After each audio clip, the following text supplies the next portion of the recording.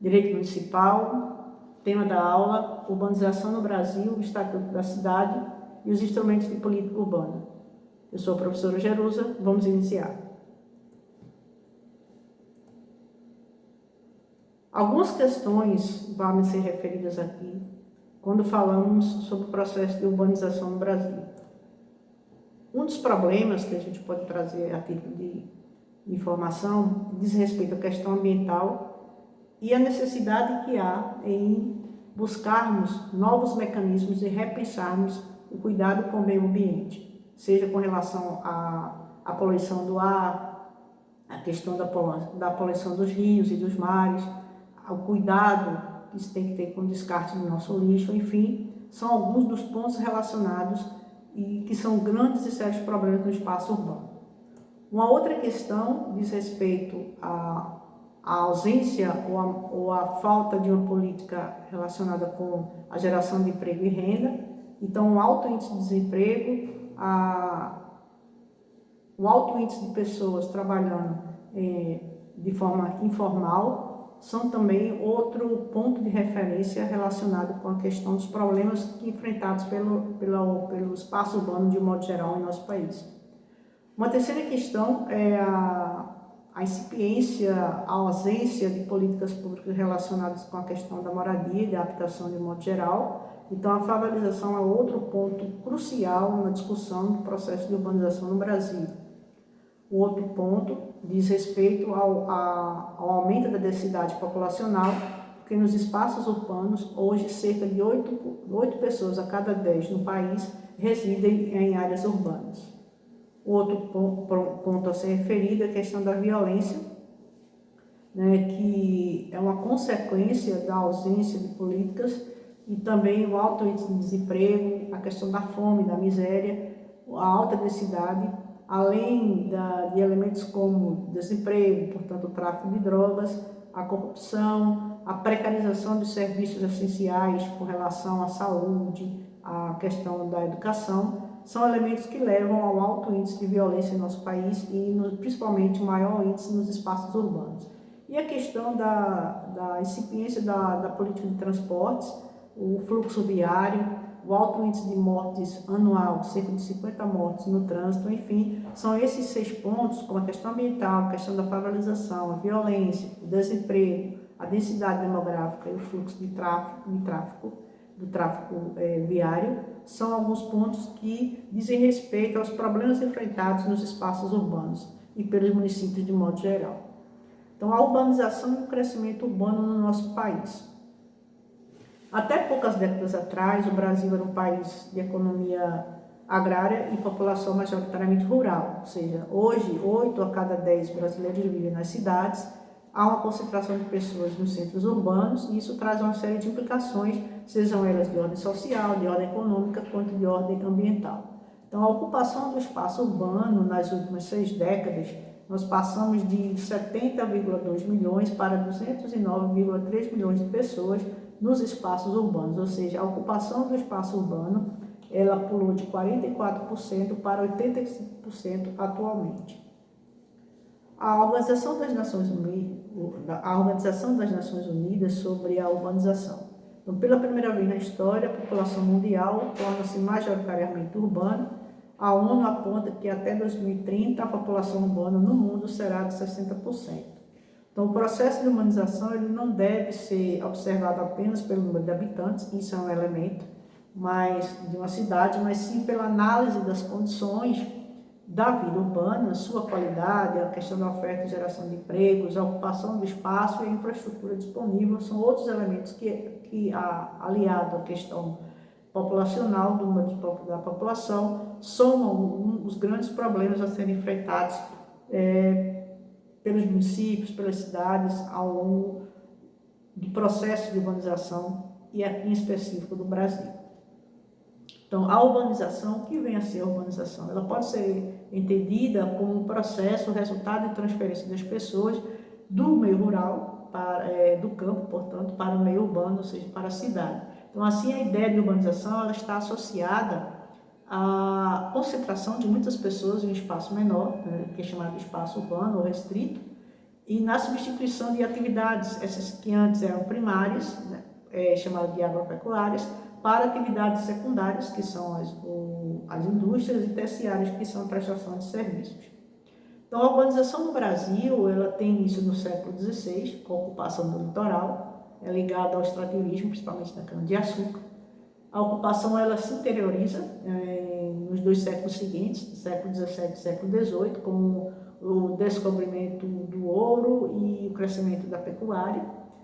O início efetivo da urbanização se dá no século XIX, com o investimento do lucro do café na questão urbana. Há uma intensificação desse processo no século XX, principalmente a partir das revoluções industriais e o alto processo de industrialização. Então, isso causa um deslocamento das pessoas do campo para a cidade, chamado êxodo rural, em função da concentração fundiária, da mecanização dos serviços no campo e do processo de industrialização. Isso gera consequências de um rápido desordenamento no processo de urbanização brasileira, com a questão da favelização, da falta de saneamento básico e da poluição ambiental. Então, esse processo de urbanização, ele se dá de forma diferenciada nas regiões do país. Então, no Sudoeste, que é a segunda menor, é a região da extensão territorial, mas, em consequência, tem um maior contingente populacional. O Centro-Oeste e os fatores de urbanização com a construção de Brasília e a modernização agrícola, são as referências. O Sul, com urbanização lenta por conta do predomínio da propriedade familiar, e a região Nordeste e Norte é uma taxa de urbanização pequena devido à imigração. Então, o processo de ocupação do território brasileiro, ele começa, assim, pelo litoral, como dissemos. Na região litorânea, a economia era voltada para o cultivo da cana-de-açúcar. Muitas cidades foram formadas em função da atividade de mineração, como São Paulo, Curitiba, Ouro Preto e Cuiabá. A atividade econômica do século XIX se baseava na criação de animais, no cultivo do café e no desenvolvimento dos centros comerciais. Portanto, muitas cidades foram fundadas no interior, originalmente. Entre os anos 1763 e 1960, a cidade do Rio de Janeiro tinha um status, por ser uma capital do país, uma posição que lhe garantiu o posto de maior cidade brasileira. Isso permaneceu até 1960, quando foi superada por São Paulo. A região norte do Brasil, no início do século XX, com a exploração da borracha, assistiu ao aumento do seu processo de urbanização, principalmente nas cidades de Manaus e Belém. A fase agrária e exportadora no país demonstra que houve um processo de transição, né? Então, nesse período da fase agrária exportadora, a população estava distribuída em sua maioria na zona rural. Já na fase da industrialização, nas 4 primeiras décadas, principalmente do século XX, há um período de caracterização pela modernização econômica do Brasil, e uma referência a meados do século XX é a Segunda Guerra Mundial, para onde o processo de urbanização brasileiro foi influenciado pela instalação de multinacionais aqui no país, o que acelerou o crescimento tecnológico, né, e a população de bens de consumo duráveis e bens intermediários dentro desse processo. Na década de 60, a modernização do campo ampliou a concentração fundiária e expulsou grandes grupos populacionais das cidades no interior, na zona rural. Em 1970, nós tivemos a modernização da agricultura, com o aumento de exportações e também as migrações do campo para as cidades. A modernização substitui o trabalho humano por máquinas, e isso é um elemento primordial para que haja esse processo de transição, as pessoas saindo do campo para as cidades. 51% da população brasileira, em 1980, viviam nas grandes cidades. E a concentração urbana, ela ocasionou um aumento do número de cidades com mais de 20 mil habitantes. Então, 1996 é um ponto de referência para a população urbana, já era maior em quase todos os estados da federação, e o último estado a fazer essa transição foi o Maranhão, que ainda conservava na maioria da população em áreas rurais até 1991. Dentro desse processo do aumento da população urbana, dos espaços urbanos, etc., uma metrópole vale para referência a falarmos sobre as metrópoles, é dizer que é o seguinte: a criação de metrópoles seria um tipo de cidade responsável por gerar grandes dependências econômicas. É uma cidade de referência. Então, há referência do ponto de vista econômico, do ponto de vista político e social para as outras cidades nas regiões circunvizinhas. Então, ela costuma agregar um estorno, né, em torno de si. Ela é formada por 2 ou mais cidades que configuram a sua área ou região metropolitana. Um processo quase sempre efetuado por um intenso processo de conurbação, ou seja, a junção física do espaço urbano de 2 ou mais municípios adjacentes. Dentro desse processo, não fosse apenas a questão da região metropolitana, existem as metrópoles globais, né, que são cidades que polarizam em torno de si, e vai para além do seu território nacional, expandindo influência geoeconômica para países e diversos continentes. Entre as metrópoles globais, há inclusive uma hierarquia interna, com grandes centros mundiais, que exercem influência no mundo todo, como Nova York, Londres, Tóquio e Paris, e outras polarizações em nível um pouco menos abrangente, mas que tão grande importância quanto. Então, exemplo de São Paulo, Rio de Janeiro, Joanesburgo, Cidade do México, entre outras. As regiões metropolitanas, elas foram criadas no dia 8 de junho de 1973 pelo governo federal, pela Lei Complementar número 14, e ela instituiu as regiões metropolitanas, definindo o seguinte: o que são essas regiões metropolitanas? Correspondem ao conjunto de municípios contíguos, integrados socioeconomicamente a uma cidade central, com serviço e infraestrutura em comum. Então, isso significa dizer que um grupo de municípios, numa determinada região, tem um processo de integração. Elas são contíguas, uma próxima da outra, e são integrados por um aspecto socioeconômico, onde é uma cidade central, e outras cidades que, ao entorno dela, formam esse conjunto a que se dá o nome de região metropolitana em determinado estado. Então, essa lei 14, Lei Complementar número 14, do dia 8 de julho de 1973, ela criou as regiões metropolitanas de São Paulo, Belo Horizonte, Porto Alegre, Recife, Salvador, Curitiba, Belém e Fortaleza. Esses grupos, essas regiões metropolitanas, o espaço urbano de modo geral, tem sérios problemas, né? Nós citamos aqui no início, mas em específico problemas ambientais, como a inversão térmica, efeito estufa, ilhas de calor, chuvas ácidas, são alguns de ordem ambiental, gerado pelo que nós falamos no início aqui da nossa aula, pela falta de compreensão, de informação das pessoas de modo geral, quando lidam, né, com a questão do aspecto ambiental, como também a falta de comprometimento de políticas públicas voltadas à qualidade de vida do meio ambiente, que geram esses problemas ambientais citados aqui, como inversão térmica, efeito estufa, ilhas de calor e chuvas ácidas. Com relação aos problemas urbanos, nós destacamos o crescimento das favelas e dos bairros pobres, e problemas sociais nós temos a violência, né, que nós citamos aqui no início, e a falência do sistema de saúde, educação, segurança e lazer.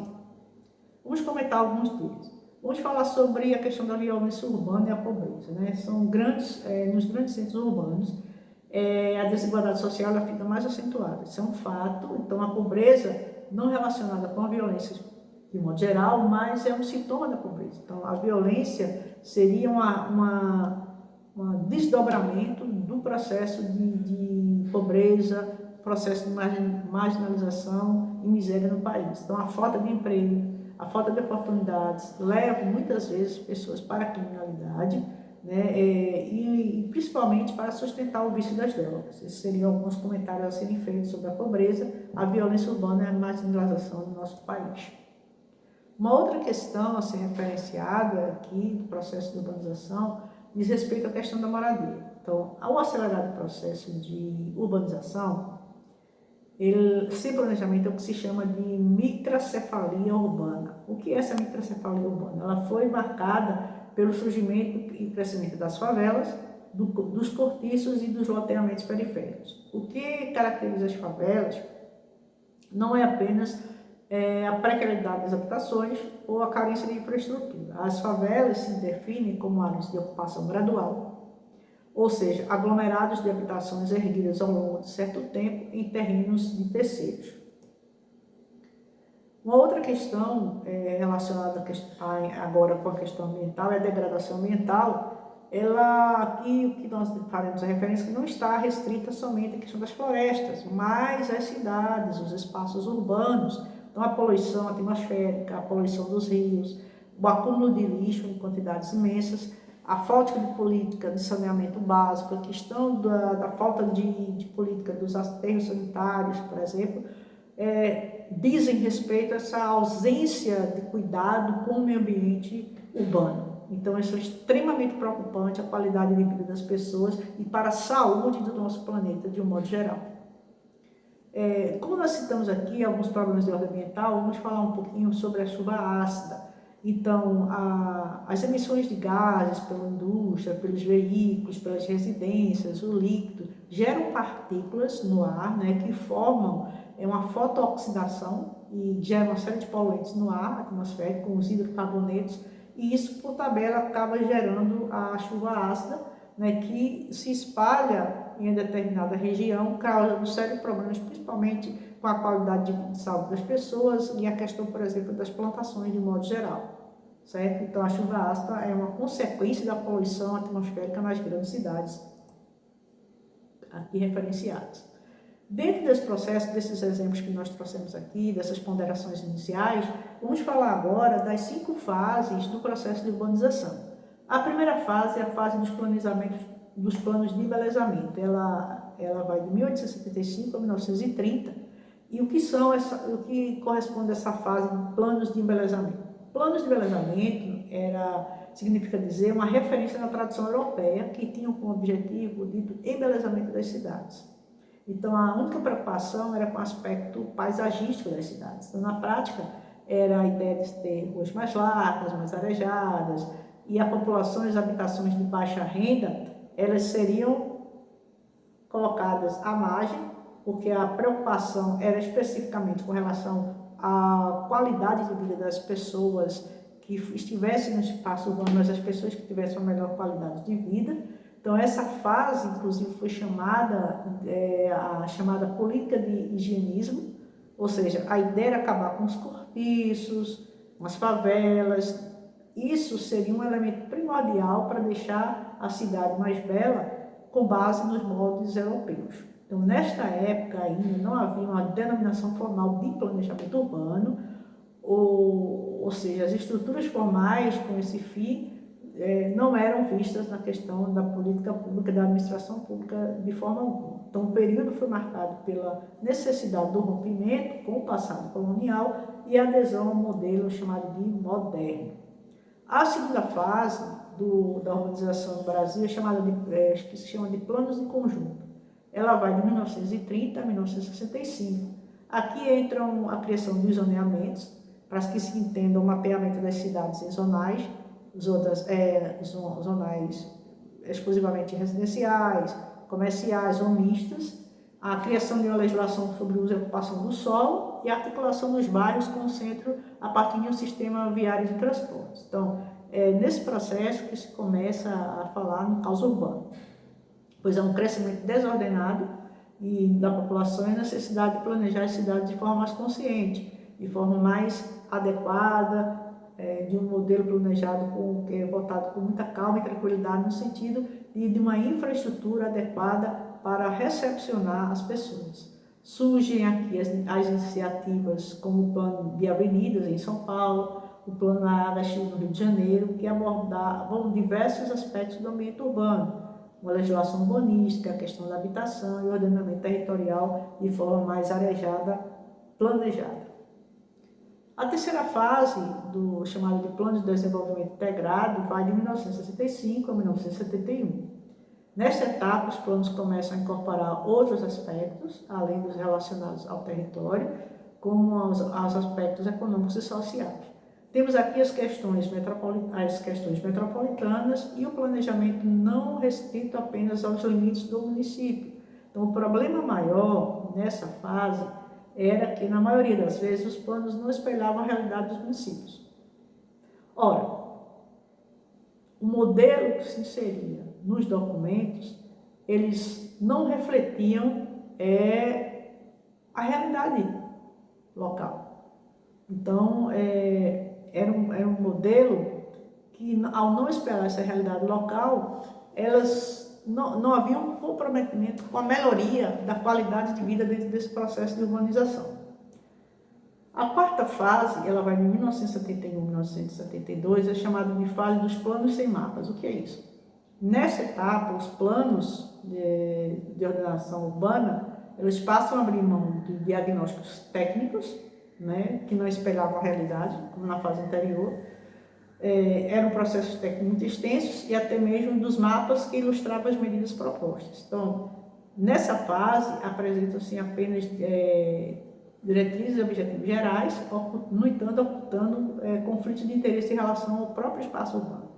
Então, ao contrário da etapa anterior, que era extenso, prolixo, mas que não espelhava uma realidade, essa fase, os planos sem mapas, ao contrário, como eu disse, da fase anterior, nesta nova fase, os planos ficaram distritos a mera carta de intenção, ou seja, muito embora eles espelhassem a realidade local, ficava só no papel, que na prática não trazia nenhuma mudança real e efetiva acerca da qualidade de vida das pessoas nos espaços urbanos. E, finalmente, a quinta fase, de planejamento com relação a questões urbanas, chamada de Constituição, que é a fase que vai da Constituição de 1988 até o Estatuto da Cidade de 2001, e que tem sua repercussão até os dias de hoje. Então, essa quinta fase é chamada de fase da Constituição, 1988, e Estatuto da Cidade. Então, a Constituição de 1988, promulgada no dia 5 de outubro do mesmo ano, reconhece os planos diretores como o principal instrumento de política urbana, de implementação desta política.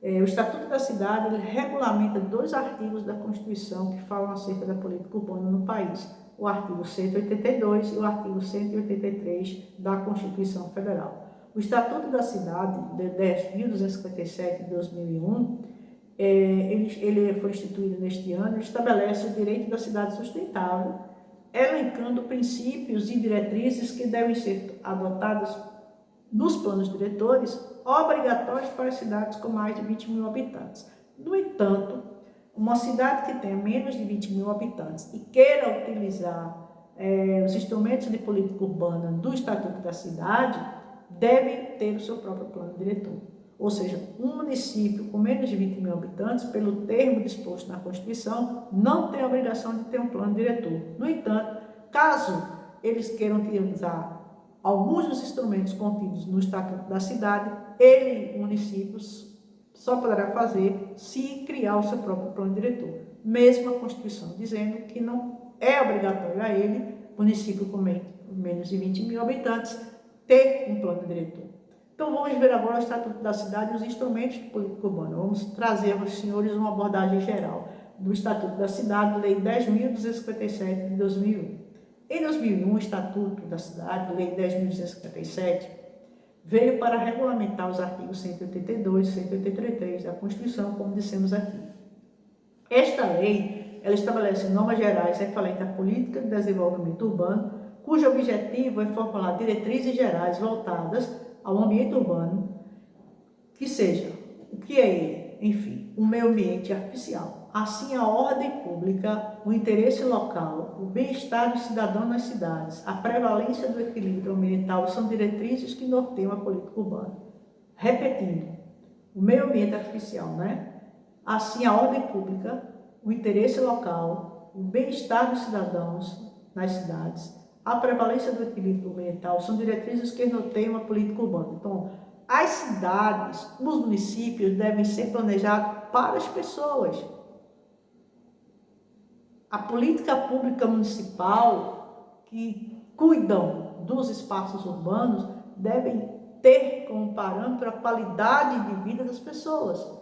Cuidar das pessoas é o mote principal do Estatuto da Cidade.